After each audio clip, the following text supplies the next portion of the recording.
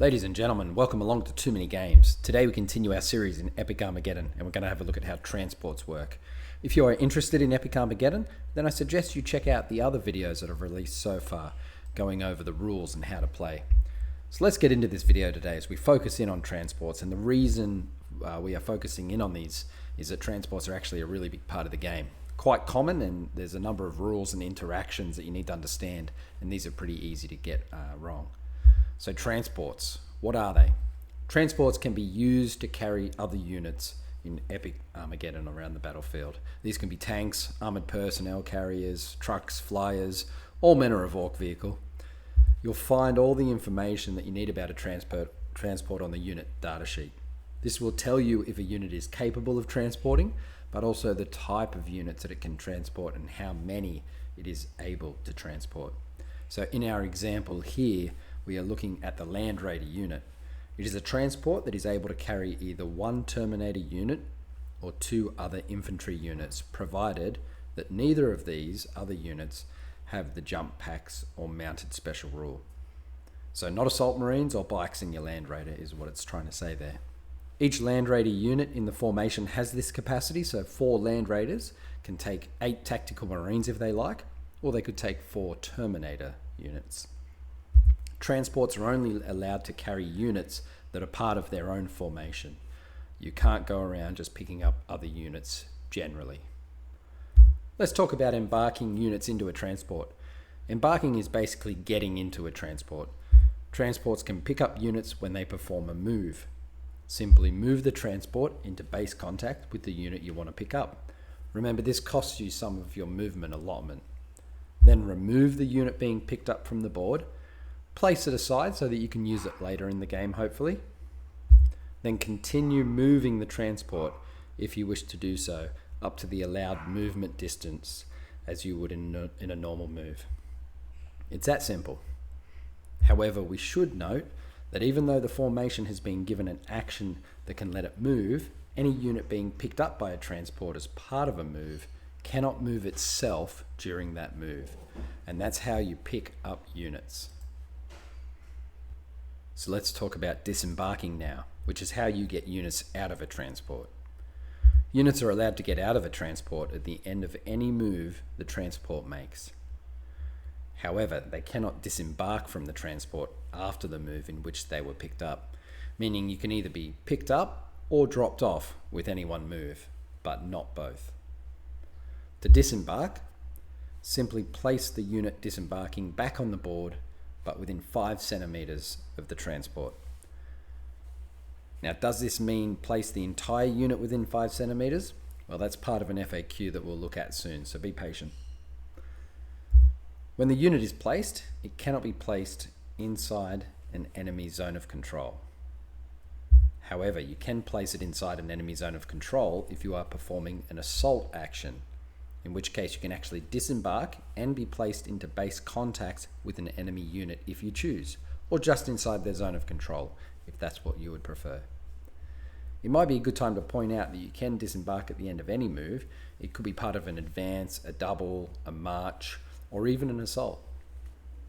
This is how you perform something like a rhino rush by driving at the enemy and delivering your infantry into assault. Just a special note, but units do not have to disembark from a transport, not even in an assault, and can stay inside the transport if they prefer. Let's have a look at some other rules surrounding disembarking. So as mentioned earlier, units cannot be picked up and dropped off as part of the same move.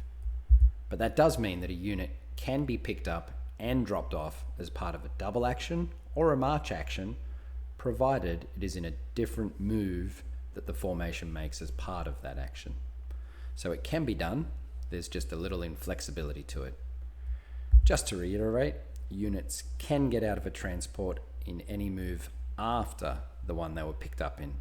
So as part of a march move, you could pick up in the first move and drop off in the second move and move off again in the third move if you wanted, or keep the unit in the whole way.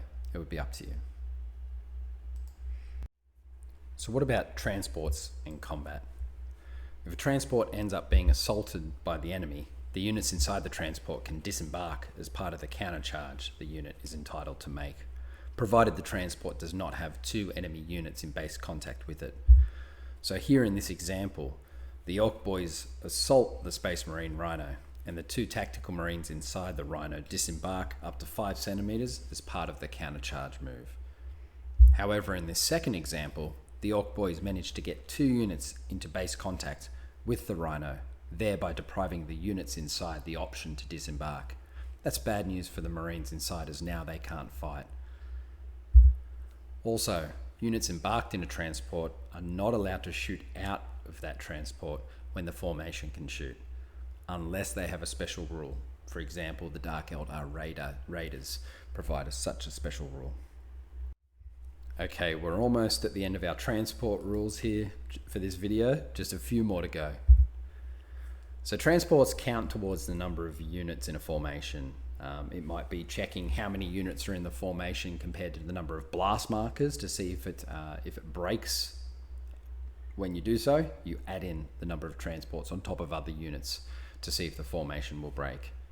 But it's also when trying to work out the results in an assault, and does one side outnumber the other, transports also count in that situation.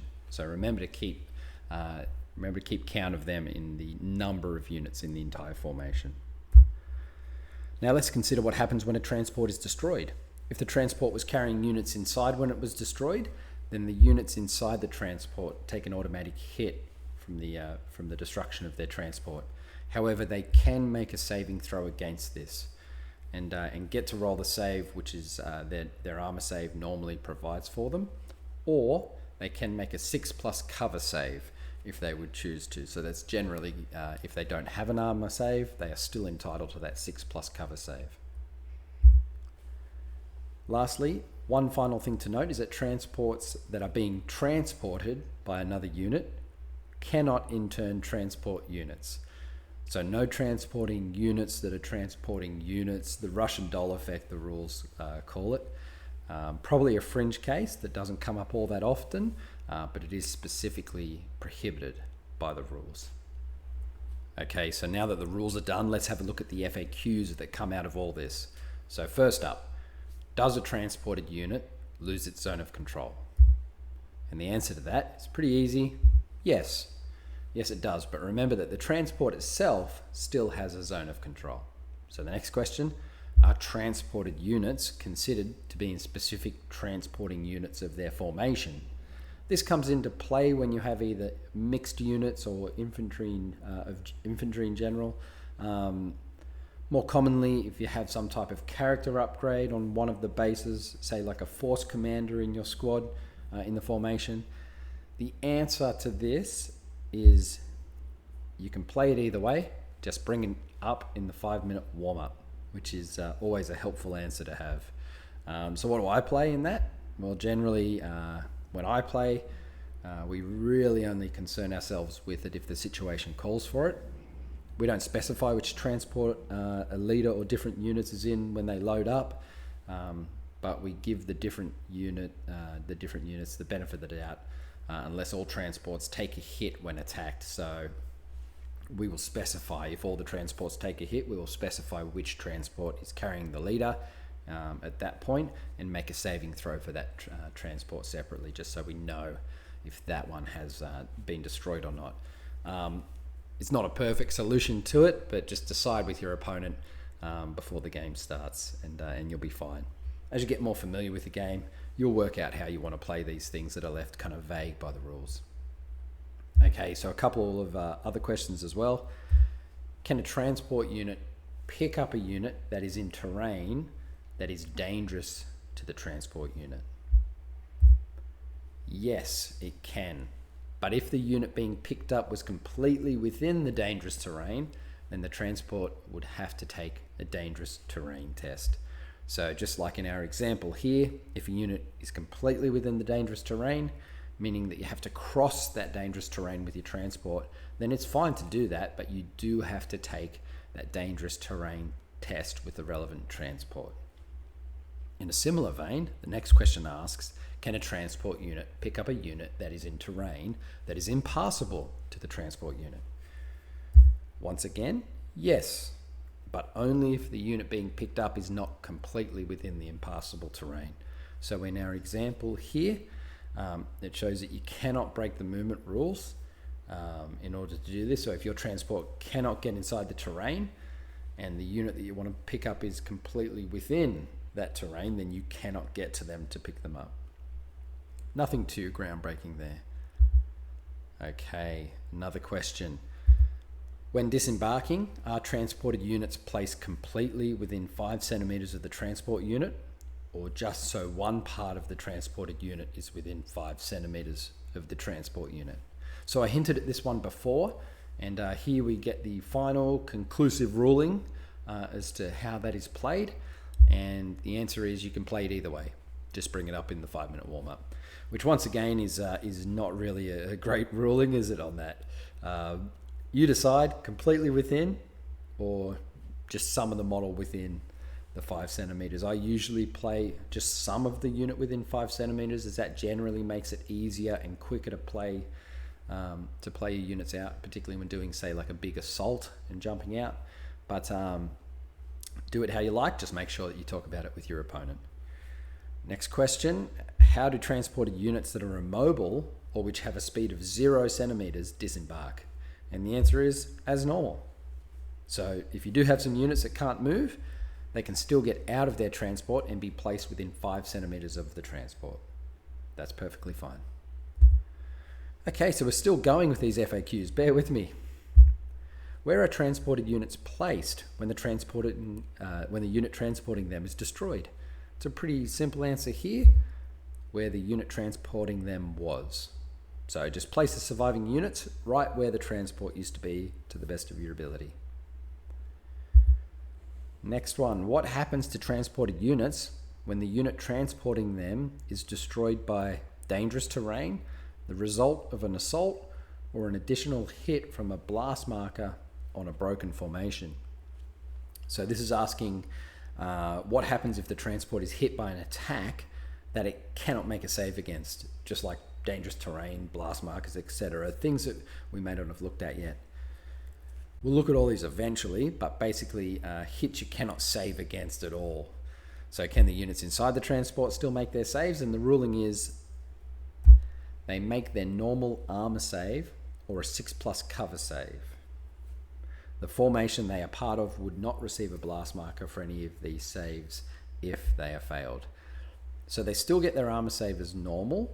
However, the interesting part of this ruling is that if the unit inside fails and are taken off the board as casualties, they do not add additional blast markers for being taken off. So just remember this, as this isn't intuitive in my opinion, and it's one of the things that does get overlooked.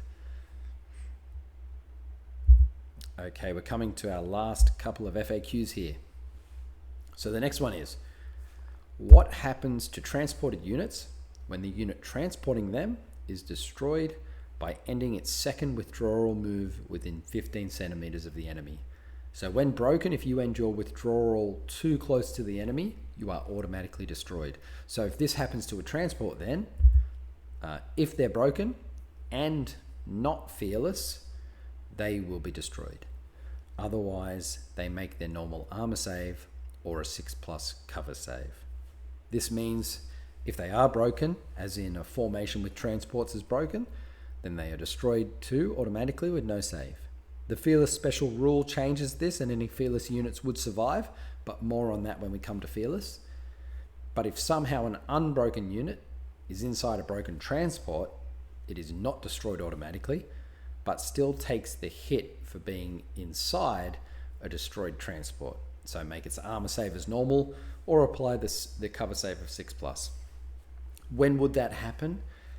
It would probably happen if it was a war engine that was transporting a separate unit and the war engine itself broke, but not the unit it was transporting. It's more of a fringe case, but it could happen, and when we get to war engines, we'll have a look at how they transport units that are outside of their formation. Next, if a transport is destroyed by a hit with a special ability, does that carry over to the transported units? So if the transport takes a special hit, so to speak, do you apply the weapon rules to the guys inside who are forced to make a saving throw now? And the answer is yes, the transported unit's save is affected by the type of hit the transport is destroyed by. For example, an ignore cover hit would prevent the transported units from making a 6+ cover save. This probably applies more often, I think, against macro weapon attacks, which is a type of a special type of attack that ignores armor saves. And yes, it is saying here it does carry over. So you are affected by that as a unit inside transport that gets hit. So just remember, special rules for the attack carry over to the guys inside if they have to take a save. We made it. I wasn't too sure we'd get through those FAQs there at the end for a minute, but we did it. And now we're here at the end of another video in our Epic Armageddon series. Once again, thanks for watching today, and hopefully you see that transports are a pivotal part of Epic Armageddon, but there is quite a bit to them, and particularly the interactions that they have with the game as a whole. The next video in the series is going to look at terrain and the interactions that it has with the units that you'll be using in Epic Armageddon, so don't miss that one. It's pretty important. Feel free to like or subscribe if you like, and if you want to see the rest of the series, keep watching, and I'll try and respond to any comments that you might have as well. See you next time on Too Many Games.